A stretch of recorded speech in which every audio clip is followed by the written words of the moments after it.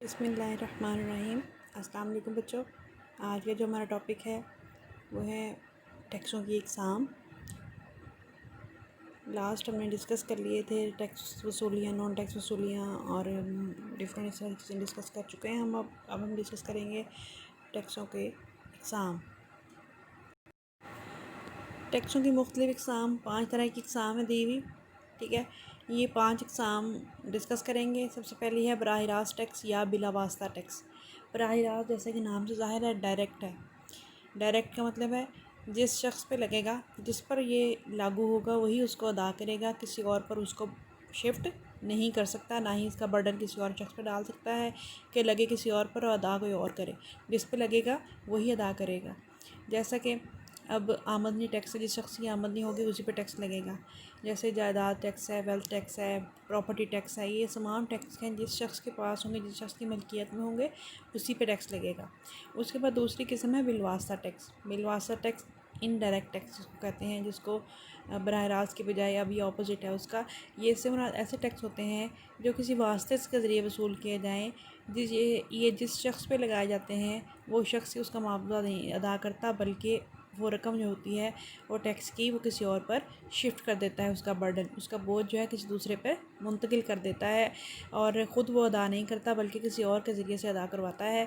अब बिलवास्ता टैक्स की जो मिसाल है वो ये है, जैसे आप रोज़मर्रा की ज़रूरियात की चीज़ें ख़रीदते हैं, तो जैसे फ़र्ज़ करें घरेलू कोई भी चीज़ आप फ़र्ज़ करें टूथपेस्ट ख़रीदते हैं, टूथपेस्ट बनाने वाली कंपनी पे हुकूमत टैक्स लगाएगी। ठीक है, हुकूमत जब टैक्स लगाएगी तो जो टूथपेस्ट बनाने वाला है, जो प्रोड्यूसर है, वो क्या करेगा, वो कीमत के साथ जमा कर देगा टैक्स को, ताकि वो ख़ुद तो अदा करेगा लेकिन वो वसूल करेगा किससे, आप लोगों से जो कि इस्तेमाल कर रहे होंगे उसके प्रोडक्ट को। तो इस तरह के टैक्स को कहते हैं बिलवास्ता टैक्स। आपने देखा होगा कि पहले भी मैंने आपको बताया था कि जब भी आप देखते हैं किसी भी चीज़ की price is equal to retail price plus GST. GST क्या होता है, जनरल सेल्स टैक्स। ये वो टैक्स होता है जो कि आजरीन ने, जो कि प्रोड्यूसर ने लगाया होता है आप लोगों पे, सार्फिन पे। ठीक हो गया। इसके अलावा जो कस्टम ड्यूटी है, एक्साइज़ ड्यूटी है, ये भी जो है बिक्री टैक्स है, सेल्स टैक्स जिसको कहते हैं, ये जो जीएसटी है, ये बिलवास्ता टैक्स की मिसालें हैं। ये जिस शख्स पर लगाया जाता है वो नहीं अदा करता, ये प्रोड्यूसर पर लगता है और वो मोस्टली सार्फिन पर शिफ्ट कर देता है उसका बोझ। ठीक हो गया। उसके बाद थर्ड आपकी किस्म है मुतनासिब टैक्स, प्रोपोर्शनल टैक्स। मुतनासिब कहते हैं एक जैसा, यानी एक तनासुब से। ये वो टैक्स होता है जब ये आयद किया जाता है तो इसको एक ही शरह से लगाया जाता है, चाहे किस शख्स की कम हो आमदनी। फ़र्ज़ करें अगर आमदनी टैक्स में मुतनासिब टैक्स लगाते हैं तो चाहे किस शख्स की आमदनी कम हो चाहे ज़्यादा हो, उसको उतनी ही एक ही शरह से देना पड़ेगा। उसी शरह में तब्दीली नहीं आएगी। आमदनी बढ़ जाएगी तब भी वही शरह रहेगी, आमदनी कम होगी तब भी वही रहेगी। 1 लाख रुपये जिसकी आमदनी है वो भी उतने टैक्स देगा, जिसकी 10 लाख आमदनी है वो भी, जिसकी 5 लाख है वो भी। ठीक हो गया। सब लोग फ़र्ज़ करेंगे हमें 10% है तो हर किसी का 10% निकालेंगे, डिफरेंट रेशो आ जाएगी। तो ये मुतनासिब टैक्स की मिसाल है कि टैक्स की शरह जो होती है वो मुख्तलिफ नहीं होती बल्कि वो कांस्टेंट होती है, 10% होती है। ठीक हो गया। उसके बाद मुतज़ायद टैक्स है। मुतज़ायद टैक्स कौन सा होता है, प्रोग्रेसिव, यानी जैसे जैसे आपकी आमदनी बढ़ती है वैसे वैसे टैक्स की शरह में भी इजाफा होता है और जैसे जैसे आमदनी कम होती है टैक्स की शरह में भी कमी हो जाती है। इसे मुतज़ायद टैक्स कहते हैं।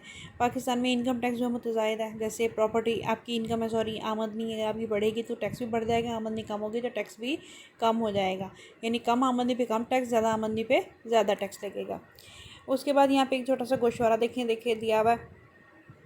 1 लाख पे 5%, अगले 1 लाख पे 10%, 3 लाख पे 15। यानी जैसे जैसे आमदनी बढ़ेगी वैसे वैसे आपके टैक्स की शरह में भी इजाफा होता चला जाएगा। उसके बाद 5वीं आपकी किस्म है तंजीली टैक्स। तंजीली टैक्स किसे कहते हैं, ये वो टैक्स होता है रिग्रेसिव, यानी ये आपका प्रोग्रेसिव टैक्स का उलट है, मुतज़ायद टैक्स का उलट है कि कम आमदनी वालों पर ज़्यादा शरह से टैक्स लगाया जाता है और ज़्यादा आमदनी वालों पे कम शरह से टैक्स लगाया जाता है। यानी ऐसा टैक्स है जो आमदनी बढ़ने के साथ कम होता चला जाता है, जैसे जैसे आमदनी बढ़ेगी वैसे वैसे टैक्स कम हो जाएगा। ठीक हो गया। ये 5 इकसाम हमने पढ़ी हैं, बराह रास्त टैक्स, बिलवास्ता टैक्स, मुतनासिब, मुतज़ायद और तंजीली टैक्स। ये 5 इकसाम पढ़ी हैं। अब यहाँ पर हम आगे डिस्कस करने लगे हैं बराह रास्त टैक्स के फ़ायदे और नुकसानात। बराह रास्त टैक्स आप पढ़ चुके हैं, ये वो टैक्स होता है जिस शख्स पे लगेगा वही अदा करेगा। अब इसके क्या फ़ायदे हैं, हुकूमत को क्या फ़ायदे होते हैं। नंबर 1, ये टैक्स आमतौर पर लचकदार होते हैं। लचकदार का मतलब ये है कि तब्दीली बर्दाश्त करने की में सलाहियत मौजूद होती है कि जब आमदनियाँ बढ़ेंगी तो टैक्स भी बढ़ जाएगा, आमदनियाँ कम होगी तो टैक्स भी कम हो जाएगा, हुकूमत की आमदनी भी कम हो जाएगी। ठीक हो गया। और हुकूमत की आमदनी पर इसका डायरेक्ट असर पड़ता है, यानी उसमें तब्दीली आ जाती है।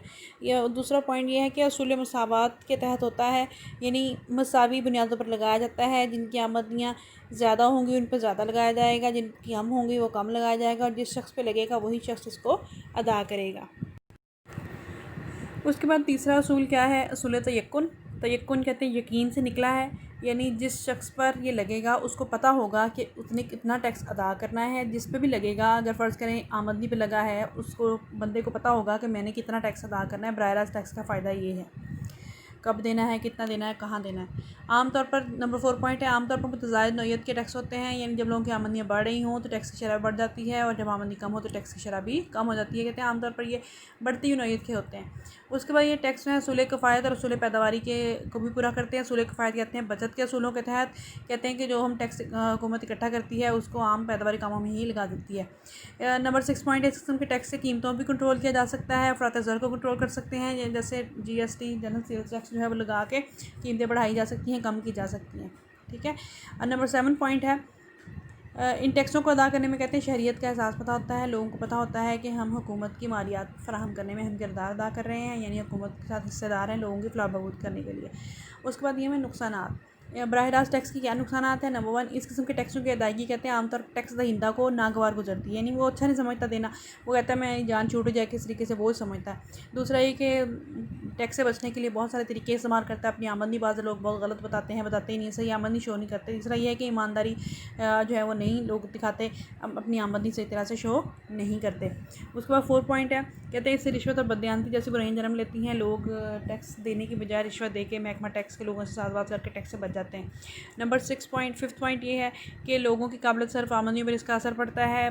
जब टैक्स देंगे तो आमदनियाँ कम हो जाएंगी, लोगों की बचतें कम हो जाएंगी, उससे सरमायाकारी की रफ्तार जो होगी सुस्त होगी, और माशरे की रफ्तार सुस्त पड़ जाएगी।